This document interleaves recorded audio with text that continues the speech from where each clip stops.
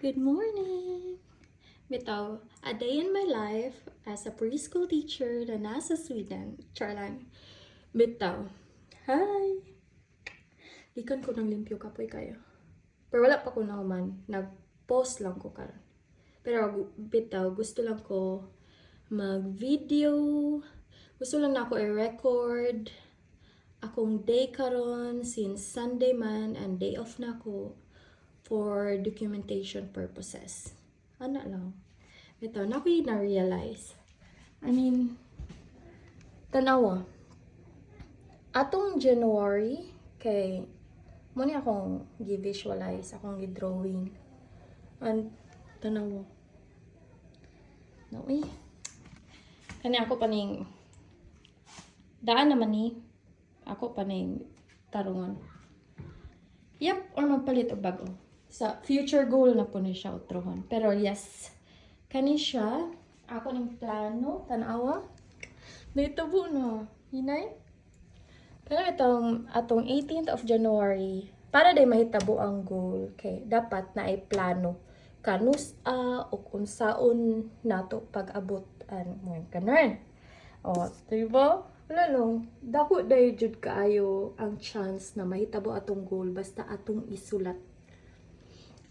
And feeling ako tinuod kay atong January, akong plano before kay magpalit og lingkuranan o kidaanan para sa akong pangilay ganun. Oh, with drawing pa na ha. So, ya kani February mga battery sa akong tattoo. Ya, paliton siya dapat ani sa ting sweldo. Oh. Nana. Kanya, karon kay March na. Cortina na pud ang goal.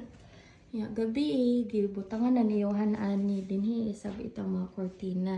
Kanon. Ito no. Nice po. Ito. Lingo-lingo naman ni ako. Kanap itong amazing kay kanap ito sa una, ganan kay ko pagwapan ako mga amiga, pangkilayan, pang-make-upan ako mga manghud na mga lalaki na di na sila ka-react sa ako Sa ako na silang, basta ganan kay ko magpagwapa og tao, ana. Yeah. Kinsay magtuo na ang imong lingaw-lingaw kay more tinud-anay no. Ano lang. So mo to siya kung naay gusto buhaton or mahitabon, tanan-tanan isulat ang goal ganan. Mora.